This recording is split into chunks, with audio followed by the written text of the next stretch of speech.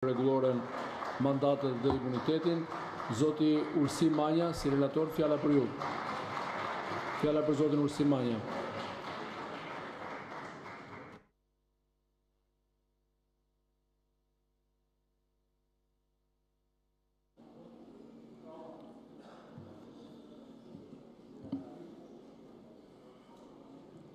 Të nderuar koleg deputet, të dashur qytetar shqiptar që po e ndiqni me interes sot këtë seancë, unë do të mbaj raportin rekomandues për kuvendin në emër të 5 antarëve të shumicës në Këshillin për Rregulloren, mandatet dhe imunitetin. Edhe ne raportin ton e kemi bërë publik, është i depozituar në kuvend dhe është publik në faqen zyrtare të kuvendit, por sot do të përpiqem në mënyrë të përmbledhur të jap arsyet sepse ne si antar shumicës në këtë këshill i kemi propozuar kuvendit rrëzimin e kërkesës provurisë posaçme kundër korrupsionit dhe krimit organizuar, përdhënien e autorizimit për arestimin e deputetes së këtij kuvendi, zonjës Belinda Palluku, të depozituar në kuvend në datën 16/12/2025. Por më lejoni të shpreh shkurtimisht qëndrimin tim lidhur me raportin e antarëve të pakicës në këtë këshill që sapo lexoi kolegu Oert Bylykbashi. Kam që nga vitit 2013 në këtë kuvend dhe në fakt në këtë salë kjo është kërkesa e 7 e organit akuzës që vjen në këtë kuvend për dhënia autorizimi për arestimin e një antari të parlamentit, kontrollin personal apo kontrollin e banesës. Është e 7-ta kërkesë kjo e sotmja për deputeten Belinda Palluku. Por më lejoni të them që nuk kam dëgjuar në këtë salë raport më të detajuar në analizën e provave, fakteve dhe rrethanave të një kërkese të organit prokurorisë se sa sot. Gjë e cila në fakt bie ndesh me frymën e nenit 73 të Kushtetutës Republikës Shqipërisë dhe me nenin 288 kodit procedurës penale. Madje këtë raport kaq të detajuar në analizë provave nuk e kam dëgjuar nga kolegët e opozitës as në 21 dhjetor 2023, kur këtu kishim kërkesën e provurisë posaçme për dhënien e autorizimit për arrest për një tjetër antar të këtij parlamenti. Por atëherë me një ndryshim, raporti pakicës sugjeronte ndryshe nga sot rrëzimin e kërkesës provurisë posaçme kundër korrupsionit dhe krimit organizuar me argumentin se nuk plotësohen kërkesat e nenit 260 të kodit procedurës penale. Por unë fakt në raportin e shumicës në këtë parlament do t'i qëndroj besnik neni 73 Kushtetutës Republikës Shqipërisë, neni 288 kodit procedurës penale, 260, por dhe neni 13 e 118 të rregullores kuvendit Shqipërisë. Në emër të antarëve shumicës në këtë këshill, në momentin që ne e paraqitëm raportin ton në lidhje me kërkesën e provurisë posaçme për dhënien e autorizimit për arestimin e deputetes Belinda Palluku, ka ndodhur një realitet i ri faktik dhe institucional. Një realitet i ri juridik i cili, le të themi, e ndryshon tërësisht natyrën e vlerësimit dhe shqyrtimit kërkesës së SPAK-ut në raport me dhënien e autorizimit për zëvendësimin e masës së sigurimit personal të ndalimit të daljes jashtë shtetit me ato të arrestit në burg ndaj deputetes Belinda Balluku. Dhe ky fakt ka të bëj me ato që deputet janë fjalë, nuk ushtron më funksione ekzekutive për shkak të ndryshimeve në kabinetin qeveritar në përputhje me nenet 95-102 Kushtetutës Republikës Shqipërisë. Përjedhoj, masa e sigurimit personal, ajo e pezullimit nga detyra si anëtare e Këshillit Ministrave, nuk prodhon më asnjë efekt real juridik dhe në të njëjtën linjë arsyetimi, raporti ynë e qartëson edhe narrativën mbi të cilën prokuroria e posaçme ka ndërtuar kërkesën për aplikimin e masave më të rënda të sigurimit personal, si rreziku i prishjes provave, i aratisjes apo i kryes së një vepre penale, të cilat mbeten thelbësisht hipotetike, për sa kohë lidhet drejt për drejt me ushtrimin e funksioneve ekzekutive që deputet janë në fjalë nuk i ushtron më. Megjithatë, të nderuar koleg, kjo nuk do të thotë se paraqitja e këtij raporti sot përpara kuvendit është një procedurë formale. Jo, në asnjë mënyrë. Përkundrazi, ajo përfaqëson një përgjegjësi të drejt për drejt kushtetuese të Kuvendit Republikës Shqipërisë. Është një shprehje e respektit institucional ndaj drejtësisë, por mbi të gjitha është një detyrim ndaj qytetarëve shqiptar që secilit prej nesh këtë sallë i kanë besuar përfaqësimin e tyre. Aq më tepër, në një situatë kur kjo çështje, e cila në thelb duhet të mbetet një çështje e drejtësisë dhe vetëm e drejtësisë, është ndruar sot në mënyrë të padrejtë në një debat të mbingarkuar politikisht në sytë e qytetarëve shqiptarë.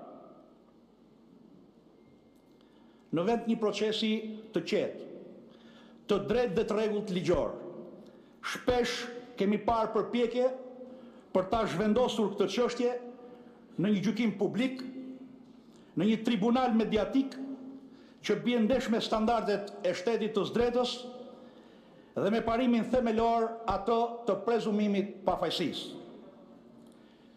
Pikrisht për këtë arsye është e domosdoshme sot që Kuvendi i Republikës Shqipërisë të flasë shumë qartë, të ndajë politikën nga drejtësia, zhurmën nga faktet dhe gjykimin publik nga procesi i rregullt ligjor. Të nderuar kolegë, për këto arsye që rëndita më sipër, Kuvendi i Republikës Shqipërisë nuk është sot përballë një votimi të zakonshëm procedurial. Ne jemi përballë një vendimarrje që prek drejt për së drejt i lirinë personale të një deputeti, ushtrimin e mandatit përfaqësues dhe balancën ndërmjet pushteteve në një shtet demokratik. Kërkesa e prokurisë posaçme kundër korrupsionit dhe krimit organizuar synon në fakt sot zëvendësimin e masës së sigurimit personal, të ndalimit të daljes jashtë shtetit me një masë më të rëndë, atë të arrestit në burg ndaj anëtares së këtij parlamenti, deputetes Belinda Balluku, e cila pohetohet as më shumë dhe as më pak për veprën penale të shkeljes së barazisë pjesëmarrësve në tendra apo ankande publike, të parashikuar nga nenet 25 e 258 dysh të kodit penal dhe jo akuzë korrupsioni. Kuvendi sot nuk ka kompetencë gjykoj fajësi dhe as zëvendësoj gjykatën. Përkundrazi, ne jemi ftuar sot për të bërë një filtr kushtetues të kësaj kërkese. Dhe ky filtr nuk është dhe nuk mund të jetë formal. Ai është një mekanizëm thelbësor për ruajtjen e balancës institucionale dhe për respektimin e rolit që kushtetuta i ka dhënë pushtetit legjislativ në raport me pushtetet e tjera.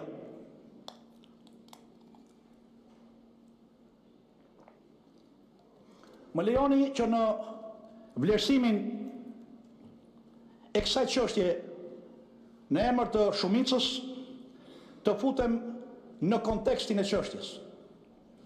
Me 16 dhjetor 2025, Prokuroria e Posaçme kundër korrupsionit paraqiti në Kuvendin e Republikës Shqipërisë kërkesën për autorizimin e heqjes lirisë së deputetës Belinda Balluku.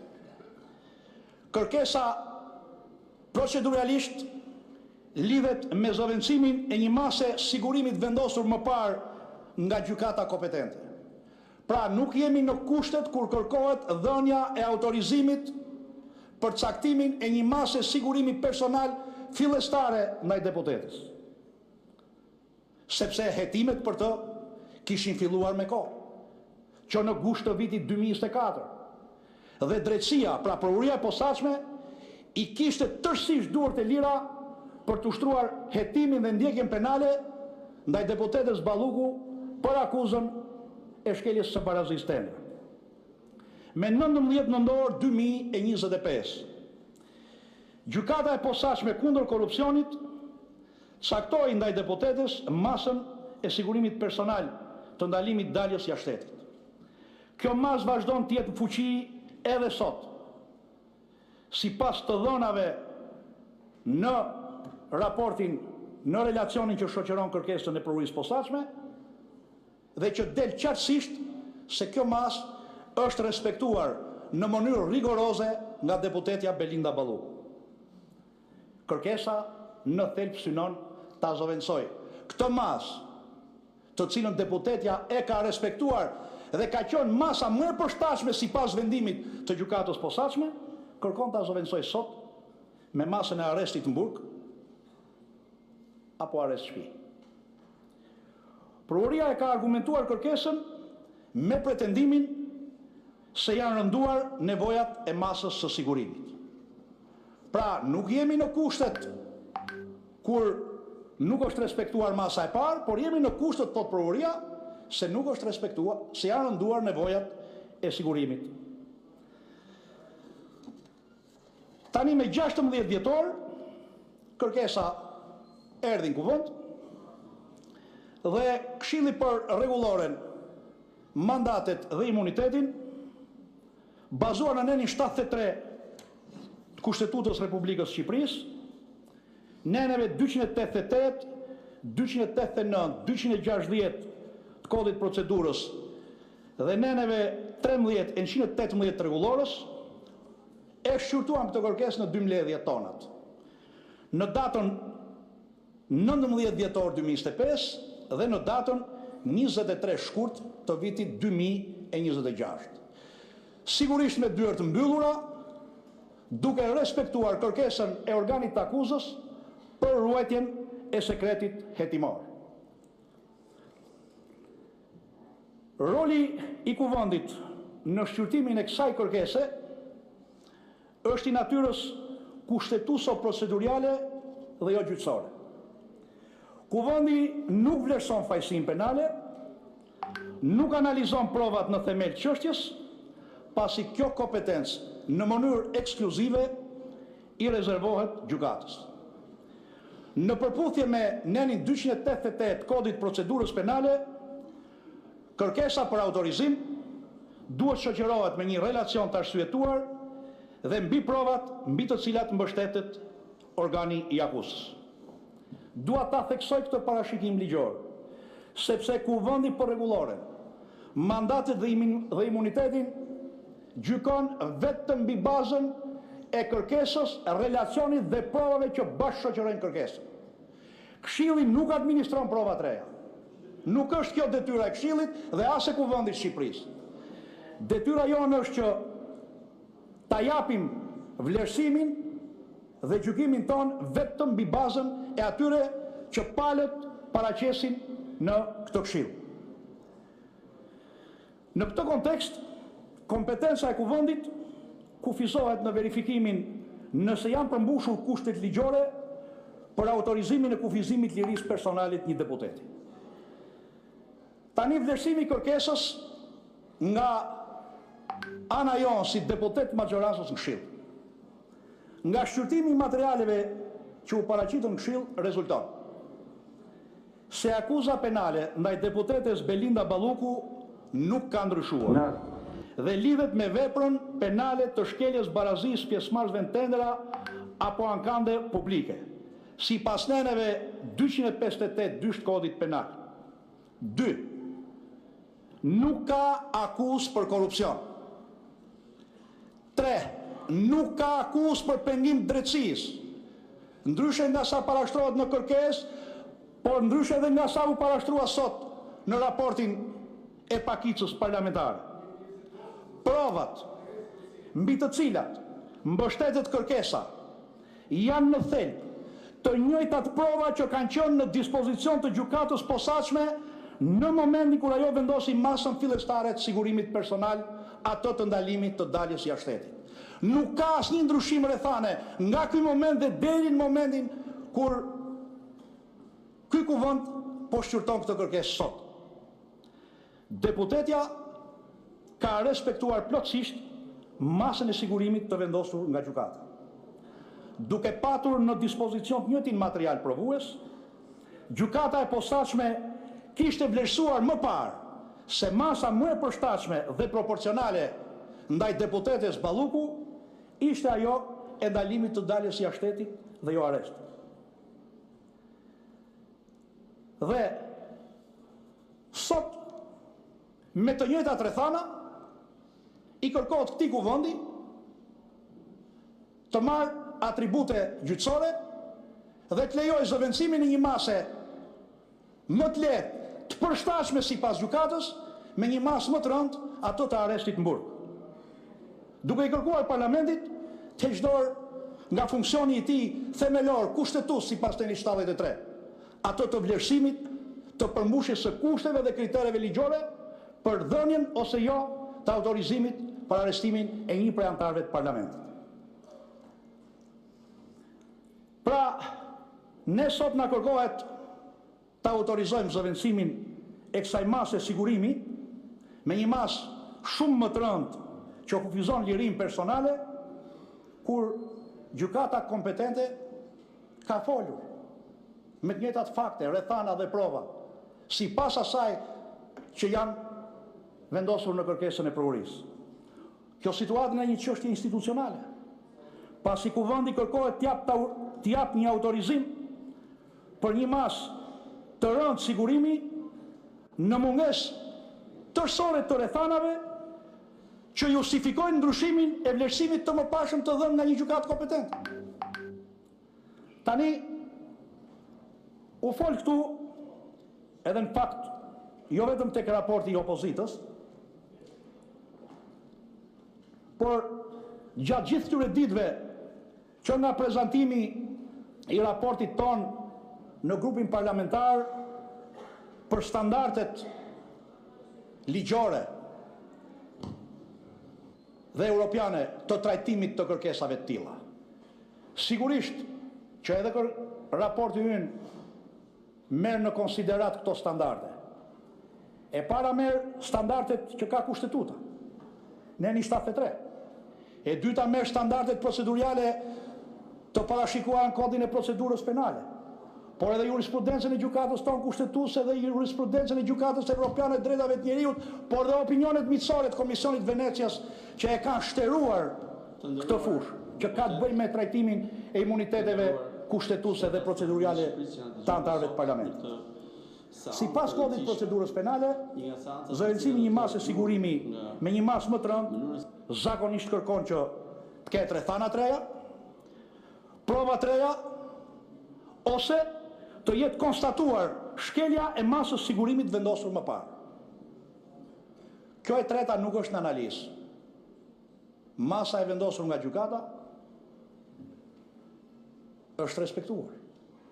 Ndryshe nga kërkesa e dhjetorit 2023, që lidhe me zëvendësim mase, për shkak të mos respektimit të një mase sigurimit vendosur më parë. Këto kërkesa lidhen me parimet themelore që rregullojnë kufizimin e lirisë personale në një shtet zëdretës, veçanërisht parimin e domosdoshmërisë, parimin e proporcionalitetit dhe parimin e rëndësishëm kushtetues ato të prezumimit pafajësisë. Parimi i prezumimit pafajësisë i garantuar në neni 6 konventës europiane për drejtat e njeriut kërkon që çdo person i hetuar ose i akuzuar të trajtohet si i pafajshëm deri në provimin e fajësisë me një vendim penal gjyqësor të formës prerë. Në këtë kuptim, masat e sigurimit që kufizojnë lirinë personale duhet të aplikohen vetëm kur janë rrepsisht domosdoshme dhe për qëllime strikte procedurale. Sipas jurisprudencës së Gjykatës Evropiane për të drejtat e njeriut, rëndimi një mase sigurimi që kufizon lirinë personale kërkon ekzistencën e rrethanave konkrete dhe reale dhe demonstrimin se masat më pak kufizuese kanë qenë të pamjaftueshme. Por në fakt gjykata e posaçme ka thënë që masat janë të mjaftueshme. Pra, masa e ndalimit të daljes jashtë shtetit e garanton procedimin penal dhe hetim. Sipas neni 73 Kushtetutës Republikës Shqipërisë, arrestimi ose ndalimi një deputeti kërkon autorizimin paraprak të kuvendit. Kjo garanci kushtetuese jam edhe unë plotësisht dakord që synon të mbroj pavarësinë e pushtetit legjislativ, ushtrimin e lirë të mandatit parlamentar dhe balancën ndërmjet pushteteve kushtetuese në Republikën tonë. Kuvendi nuk është organ që gjykon çështjen penale. Ky mision i takon drejtësisë dhe nuk rivlerëson provat e hetimit penal. Ato i bën gjykata. Roli ynë në verifikimin kufizohet në verifikimin nëse janë përmbushur kushtet ligjore për autorizimin e kufizimit të lirisë personale të një deputeti. Në rastin konkret të deputetes Belinda Balluku. Në përfundim, pas shqyrtimit kërkesës dhe materialeve të paraqitura, ne antarët e shumicës në Këshillin për rregulloren, mandatet dhe imunitetin, kemi arritur në përfundimin se kërkesa e provurisë posaçme lidhet me zëvendësimin e një mase sigurimi ekzistuese që është respektuar plotësisht nga deputetja Belinda Balluku dhe që është gjykuar si e përshtatshme me të njëjtat fakte, prova dhe rrethana nga gjykata kompetente që është gjykata kundër korrupsionit dhe krimit organizuar, gjë e cila është lënë fuqi edhe nga gjykata e apelit të posaçëm. Së dyti, akuza dhe materiali provues mbeten të njëjta me ato që ka patur në dispozicion qoftë provuria posaçme, qoftë gjykata e posaçme në momentin që e kanë caktuar këtë masë. Masa është respektuar plotësisht, nuk janë identifikuar rrethana të reja që ta justifikojnë vendosjen e kësaj mase. Akuza ngelet po e njëjta, ajo është shkeljes barazisë tendra dhe jo akuzë korrupsioni, nuk ka akuzë për pengim të drejtësisë dhe gjendur në këto rrethana, ne në respekt të këtij kuadri kushtetues, procedurial dhe ligjor, që në hierarki fillon me nenin 73 Kushtetutës Republikës Shqipërisë e pastaj me kodin e procedurës penale dhe rregulloren e kuvendit, i sugjerojmë sot këtij kuvendi rrëzimin e kërkesës provurisë posaçme kundër korrupsionit dhe krimit organizuar, përdhënien e autorizimit për zëvendësimin e masës së sigurimit personal të ndalimit të daljes jashtë shtetit ndaj deputetes Belinda Balluku me atë më të rëndën të arrestit në burg ose në shtëpi. Mosdhënien e këtij autorizimi, pasi nga shqyrtimi i materialeve dhe rrethanave që bashkëshoqëronin kërkesën e provurisë posaçme, nuk rezulton të jetë evidentuar domosdoshmëria e vendosjes së një mase të tillë në raport me ushtrimin e mandatit parlamentar dhe me funksionimin e institucionit të kuvendit.